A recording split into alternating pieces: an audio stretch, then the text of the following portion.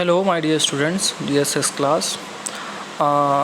The last topic we finished, the closer look to the cities Lothal, Mohenjo-daro, and Dholavira. Okay, the mystery of the end.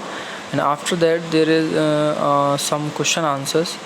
And after that, there is another topic which is merged to chapter number 3rd. Okay, let's start. हम start करेंगे आज संस्कृत के बारे में और उसकी जो language है, उसकी जो अदर फैमिली की लैंग्वेज है उनके बारे में। ठीक है, इसकी सबसे अच्छी बात ये है स्टूडेंट्स आपके लिए कि आप जब इसको लर्न कर रहे होंगे तो आप एक चीज़ ये सबसे अच्छी जानेंगे कि मतलब आपको पहले ये नहीं पता होगा कि कौन सी लैंग्वेज किस फैमिली से है। किस फैमिली से मतलब का है कि ये लैंग्वेज किस उससे निकली हुई है, मदर उसकी लैंग्वेज क्या थी। आज आप वो चीज़ सीखेंगे। ठीक है, Sanskrit is a part of family of language known as Indo European. अगर हम संस्कृत की बात करते हैं स्टूडेंट्स तो वो कौन सी फैमिली की लैंग्वेज है बेटा? Indo European. Some Indian language such as Assamese, Gujarati, Hindi, Kashmiri and Sindhi. जब इनकी आप बात करोगे ये हमारे इंडिया में बोली जाती हैं। एशियन लैंग्वेज की जैसे बात करें, जैसे फ़ारसी है, जैसे पर्शियन बोलते हैं, और कई यूरोपियन लैंग्वेज जैसे इंग्लिश है, फ्रेंच है, जर्मन, ग्रीक, इटालियन, स्पेनिश, ये सब इसी फैमिली से बिलोंग करती हैं, इसीलिए इसको इंडो यूरोपियन बोला है। इंडो यूरोपियन का मतलब, इंडो मतलब इंडिया से, ठीक है, और यूरोपियन का मतलब है कि यूरोप कॉन्टिनेंट में जो भाषाएं बोली जाती हैं। लाइक बेटा इंग्लिश तो इंग्लैंड में और कई कंट्री में बोली जाती है, फ्रेंच फ्रांस में बोली जाती है, जर्मन जर्मनी में बोली जाती है, ग्रीक ग्रीस में बोली जाती है, इटालियन इटली में बोली जाती है, स्पेनिश स्पेन में बोली जाती है, और स्पेनिश पूरी दुनिया में बहुत सारी जगह बोली जाती है। स्पेनिश इतनी वर्ल्ड वाइड लैंग्वेज है, फ्रेंच भी और स्पेनिश भी। और ये सब किस फैमिली में आते हैं स्टूडेंट्स? Indo European. और इंडो में कौन कौन सी आ रही हैं बेटा?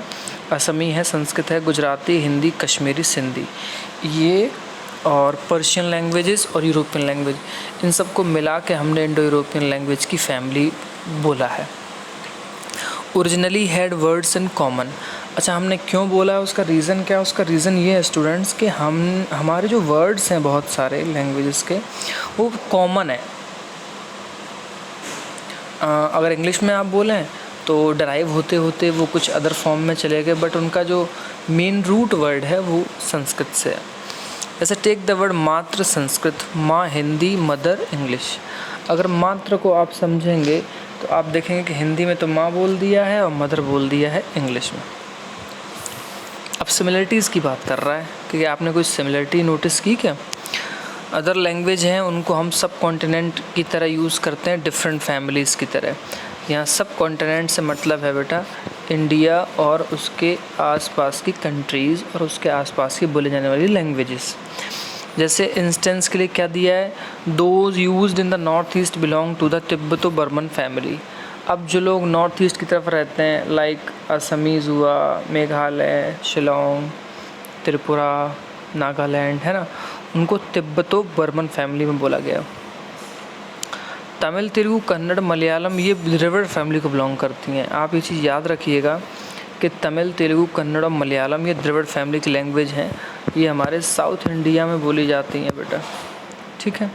And the language spoken in Jharkhand and parts of central India belong to Austro Asiatic family.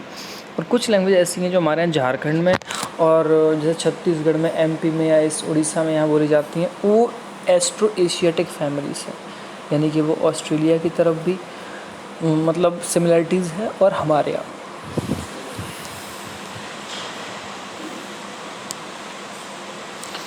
अब हम बात करेंगे ऋग्वेद के बारे में, ठीक। The book we use are written and printed. हम बुक्स को यूज़ करते हैं लिखने के लिए, फिर उसके बाद उसको पब्लिश करते हैं, प्रिंट करते हैं लिखने के बाद। The Rigveda was recited and heard rather than read.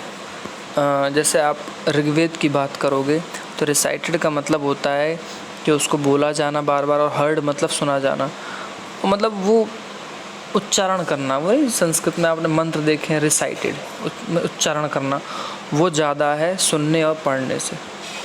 हम संस्कृत सबसे ज़्यादा ना आज मंत्रोच्चारण में यूज़ ज़्यादा करते हैं बजाय पढ़ने के और सुनने के। It was written down several centuries after it was first compose. और इसको बहुत सालों के बाद, सेवरल सेंचुरीज़ का मतलब ये हो गया स्टूडेंट्स कह नहीं सकते हैं कि 300 साल, कह नहीं सकते कि 1000 ऑफ ईयर्स।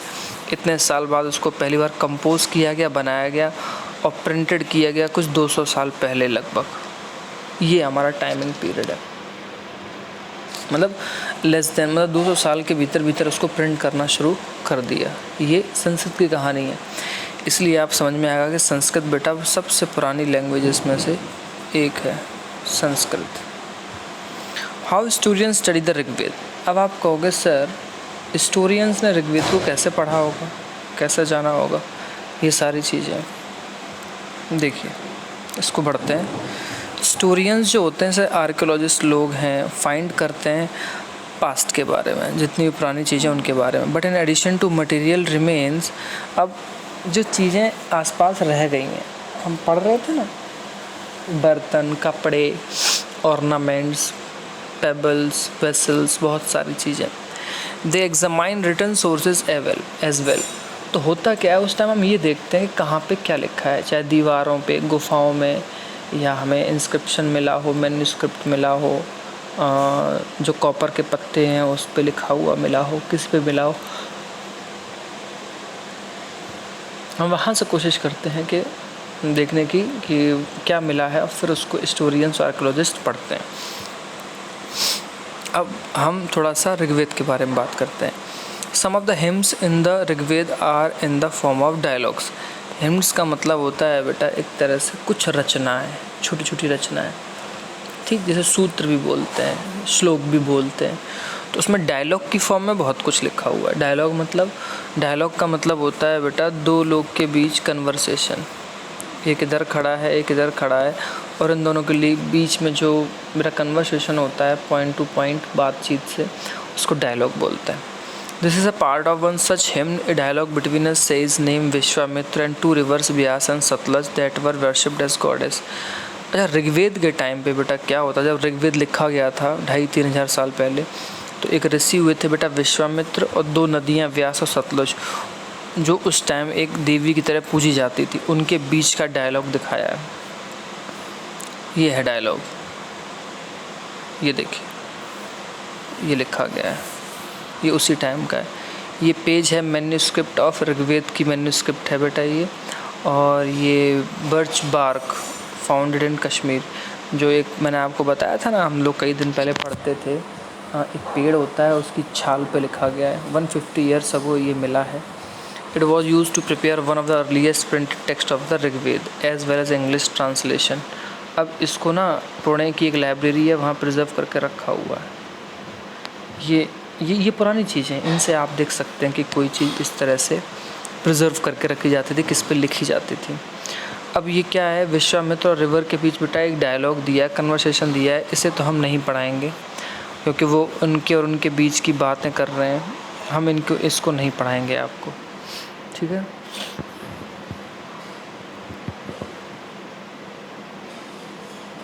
इसमें एक पॉइंट है स्टूडेंट्स, वो ये है कि कई नदियां हैं जैसे इंडस, सिंधु और उनकी ट्रिब्यूटरी नदियां सरस्वती, उनको भी सूत्र में जगह दी है, उनका नाम लिया गया। गंगा, यमुना, अदर नदी हैं, उनका भी एक एक बार नाम लिया गया है।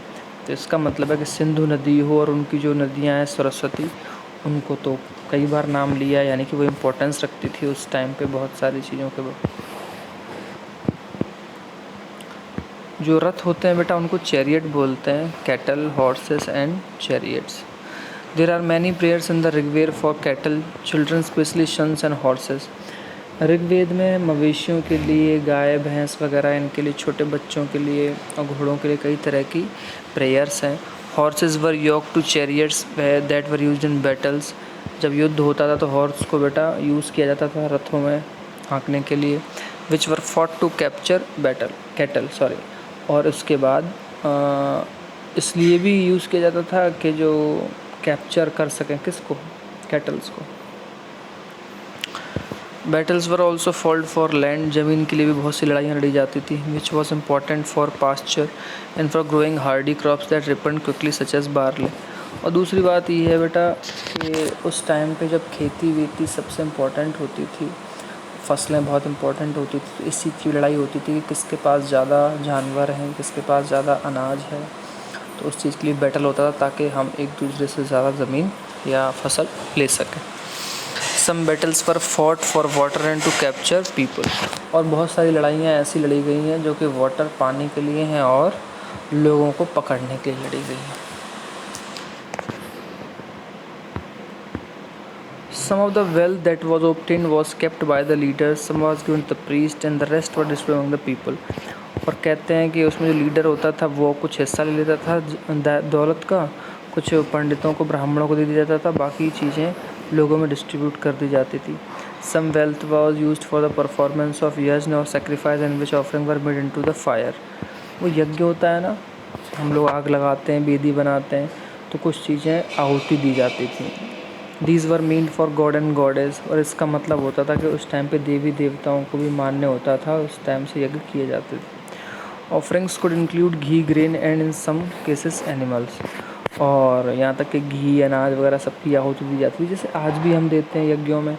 तो कुछ केसेस में एनिमल्स को भी वहाँ जगह दी है, केसेस मतलब क्या कहते हैं, यज्ञ वगैरह में बलि दे जाना, वो सारी चीज़ें। Most men took part in these wars, there was no regular army। अच्छा, जितने भी लोग हैं वो सब वॉर में यूज़ करते थे उस टाइम अपने आप को, बट कोई रेगुलर आर्मी नहीं होती थी। जैसे आज के टाइम पे रेगुलर आर्मी, एयरफोर्स वगैरह ये सब होता है ना, वो नहीं होता था। But there were assemblies where people met and discuss matter of war and peace. But हाँ, ऐसी बहुत सारी असेंबली हुआ करती थी, पंचायत हुआ करती थी, जहाँ लोग मिलते थे और युद्ध के मामलों के बारे में और शांति कैसे हो उन सब में डिस्कस किया करते थे। They also choose leaders who were often brave and skilful warrior, और ये लोग वहाँ से उसी असेंबली जैसे बहुत सारे वॉरियर्स को और स्किलफुल लोगों को चुनते थे ताकि युद्ध में हम जीत सकें। तो ये उस टाइम की कहानी है। अब ऐसे बहुत सारे वर्ड्स हैं जिससे लोगों को डिस्क्राइब किया गया है, मतलब बताया जा सके कि लोग किस किस तरह से, आज जैसे हम बहुत सारे वर्ड यूज़ करते हैं तो उस टाइम पे कौन कौन से वर्ड्स थे। बट ये क्लास आपका सिर्फ यहीं तक रहेगा, इसको हम नेक्स्ट डे कल से स्टार्ट करेंगे students. So that's it for today, thank you.